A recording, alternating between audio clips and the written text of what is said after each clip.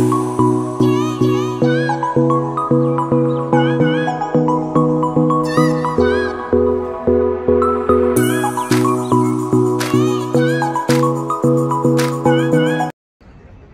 to Norway. So ito agad yung makikita paglabas ng ship. Diba? Ang ganda. My God. Saan kaya tayo makakarating this time?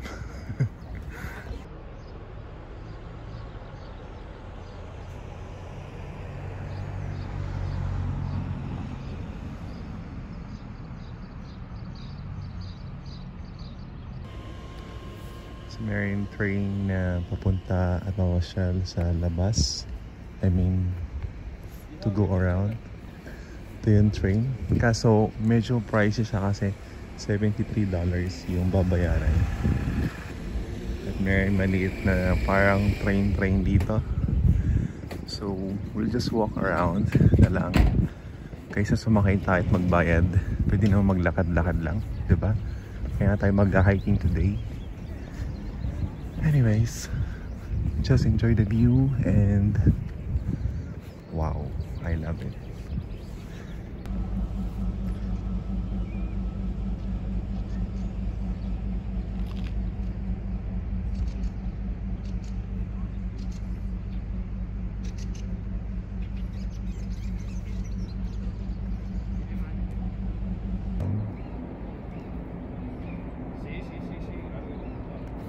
Gusto ko pumunta doon sa may snow doon kasi medyo mataas na. Para tayo aakyat doon. Hindi na kami kumuha ng train or something or bus kasi medyo pricey nga. Yung train is $73 or euro. Pero yung bus is nasa $10 lang.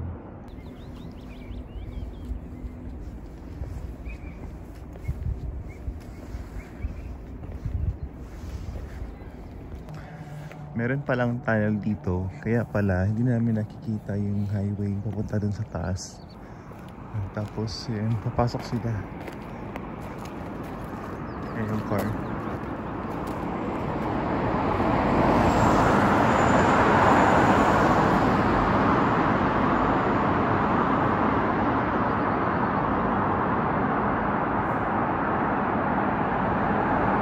Ito yung tunnel. Pasok ulit sa sasakyan.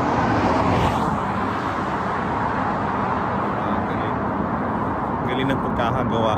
Yung nasa likod ko is parang bato-bato. It's a rock. Wow.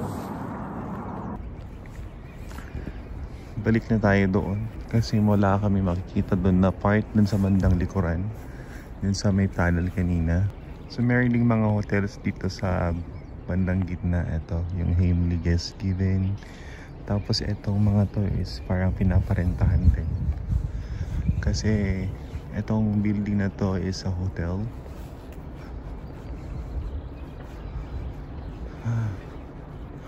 Amazing. Tingnan mo, ang ganda ng ng house. Merong pag-gate si Mayor. Ewan ko kung anong plants to. Pero meron ako nakita doon na apple eh. Apple doon, banda. Baka almonds or something. Anyways, let's keep walking. May paduyan pa doon, no? You know, Wharton Free George Holiday Rent. Tapos ang hirap naman intindi. May tulips dun, no? Ay na, may tulips. I love it. May tulips, oh. First time ko makita ng tulips. Ang ganda. Kaso bawal pumasok. It's a private house. Ayun, no, yung tulips. Diba?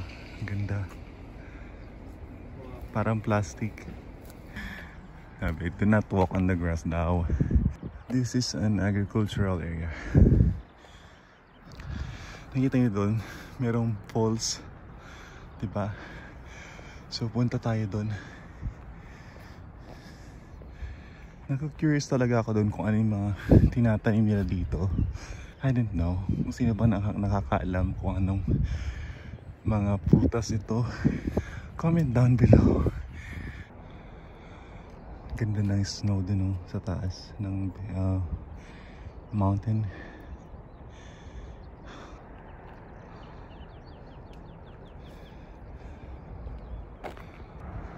Ganda ng pagkayalo ng grass dito. Tapos pababa, diba? Kasi ito makikita mo. Ang sarap sa mata. Ang dami rin mga houses dun sa baba. Dito ang magandang part, oh. Yung pababa na ng mountain.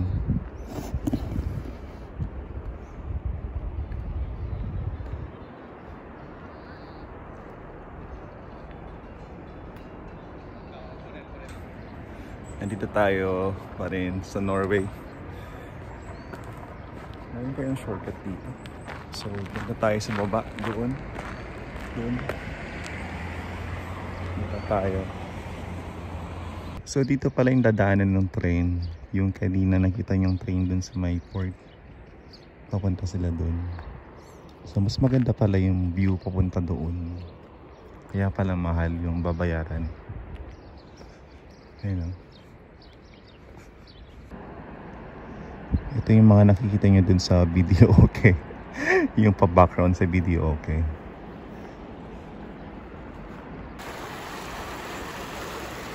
So kung nature lover ka, pamasyal ka dito sa Norway.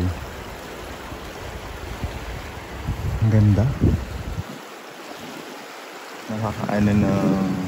Nakaka-refresh ng mind. Hindi na siya malamig actually. I mean, oo, hindi siya malamig kasi naka-t-shirt na lang ako. Tingnan nyo. Yan yung pa-background. Tapos dito yung river. Mag-isa ko na lang naglalakad actually. Yung ibang guest services, iniwan ko na sila. So ako na lang. Mas maganda mag-isa maglakad minsan kasi napupuntahan mo yung pupuntahan mo talaga. At hindi ka pa stop, diba? Hindi ka picture ng picture. But anyways, sana na-enjoy niyo yung view.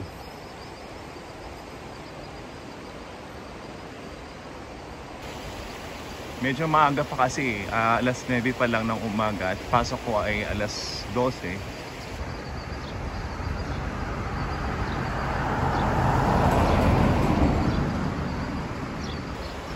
Parang sarap magtampisa sa tubig, oh. Pero malamig yan. Iniisip ko kung saan connected yung pole. Siguro connected sa river. Ah, doon. So nakikita ko na yung train doon. Doon tayo pupunta. Baka doon nga galing yung mga local houses yung mga nandito. Ang tahimik ng lugar. Parang mga tao ay natutulog pa lang. Ah, sayang hindi ko matatouch yung yung snow sa taas ng bundok. Wala tayong pamasahe eh. Mahal yung train, mahal yung bus, kaya maglakad na lang tayo. Mas maganda pa yung view pag naglalakad ka, di ba? May tao nga doon, oh. Yun, oh, mga tao. So, aakyat tayo dyan. Hindi ko alam kung paano pumunta sa kabila kasi wala atang bridge. Ngek. Palpak tayo nito. Ang clear ng tubig, no?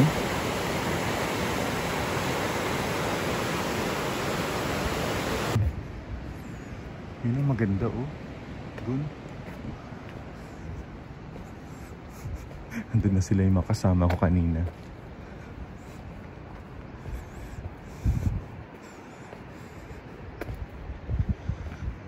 Oo nga, apple nga ito. Apple tree. Ano tong isa? Ito ata yung almond. Ano ba talaga, kuya? Hindi ko alam eh. Malay ko ba, hindi naman ako taga dito. Oo nga, almond yan. Yung nakikita ko sa video dati sa YouTube. Almond tree. Buti walang ano dito. mga aso.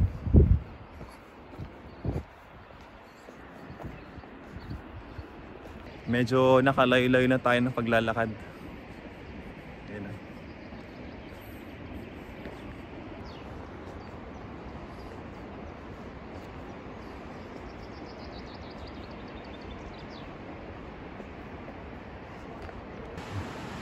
So finally, meron na tayong bridge na nakita papunta sa kabila. Ayan.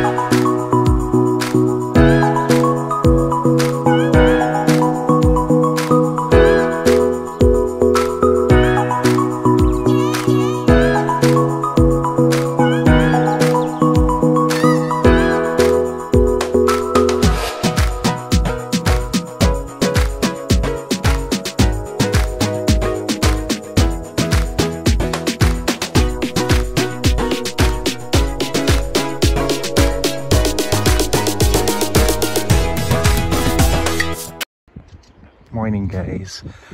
Second part of the vlog, nahanap ko na yung way, yung other way papunta dun sa falls dun, dito sa Flam. So ngayong umaga ay aakitin natin ngayon. Kasi last time hindi natin naakyat, so tutuloy lang natin yung vlog.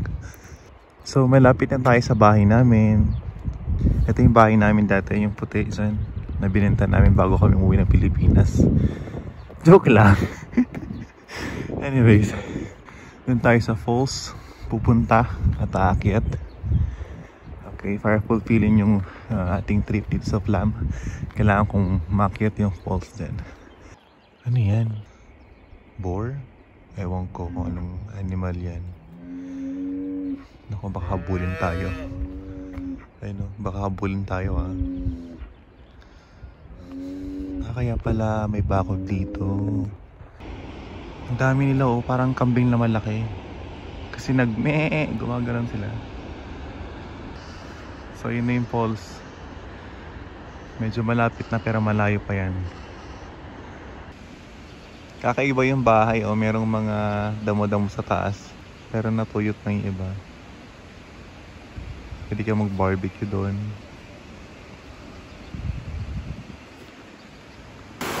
Last time, hinahanap natin kung saan bumabagsak yung tubig galing dun sa falls. Dun. So dito pala ang bagsak ng tubig. Kasi hindi ko mahanap-hanap nung nandun tayo sa kabila. Ito yung river nung sa kabila eh. Dito pala ang daan nun papunta dun sa kabila. Kaya pala. So ito na yung simula ng ating journey. Akyat na tayo sa taas. Medyo mabato. Medyo mabato ang ating trekking today. Parang nagpunta lang ng Carayan. Joke lang. Nagpunta ng Carayan no, sa atin, sa Estrella. Kaso paakyat. Sana walang ahas. Katulad mo. Joke lang.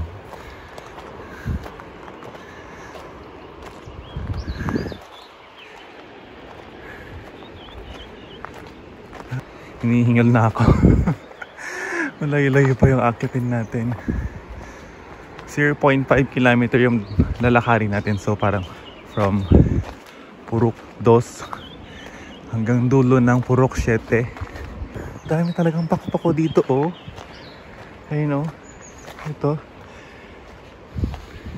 Isalad natin no.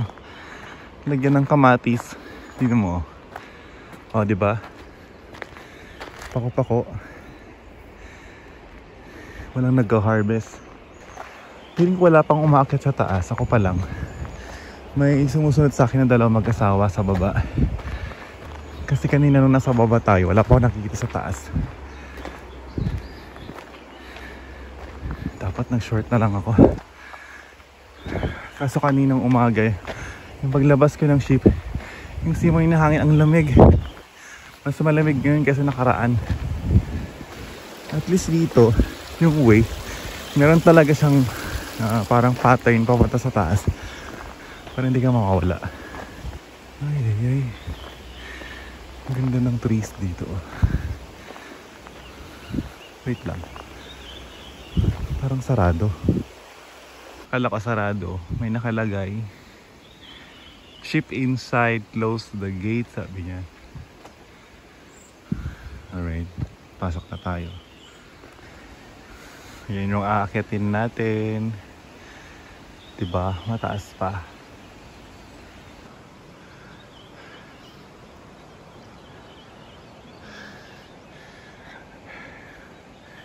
Tumigil tayo saglit kasi hinihingal na ako. Hindi ako nagdala ng tubig. Hinihingal na ako. Ay nako. So dun tayo galing. You know? Dun yung mga bahay.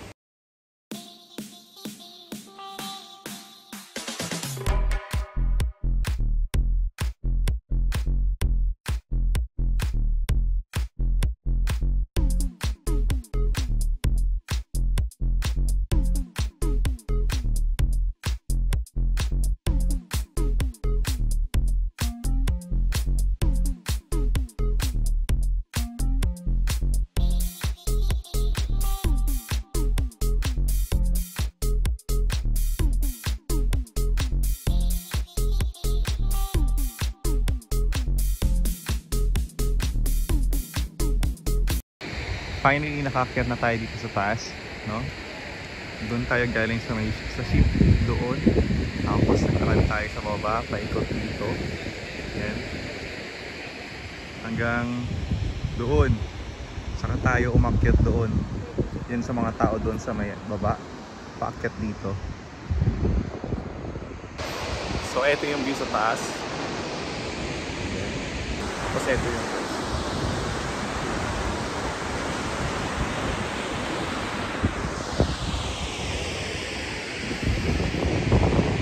so finally, pababa na tayo. At wala na tayong oras. Pupunta pa tayo sa shop. Yan. Baka malate pa tayo eh. Pupunta pa tayo sa shop. Nagbibiling ako. Tignan mo naman yung pababa. Wait lang ha. Yun, pababa.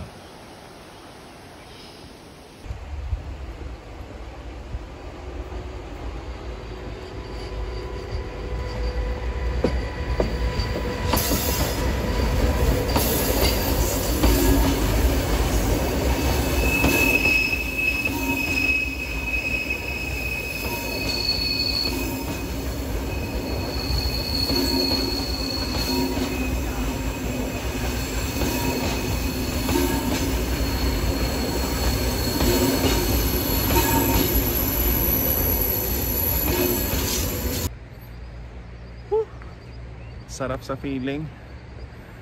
Hi.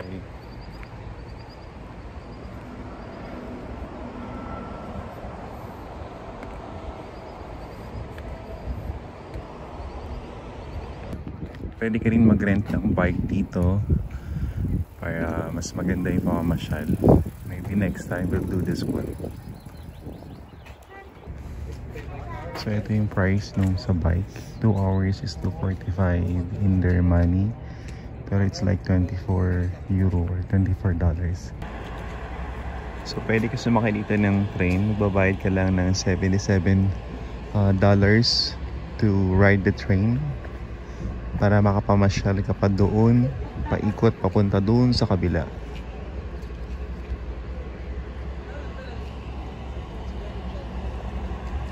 So dito ka na tinatapos yung ating vlog for today dito sa Flam, Norway. Sana po ay nag-enjoy tayo sa ating pa-view dito sa Norway.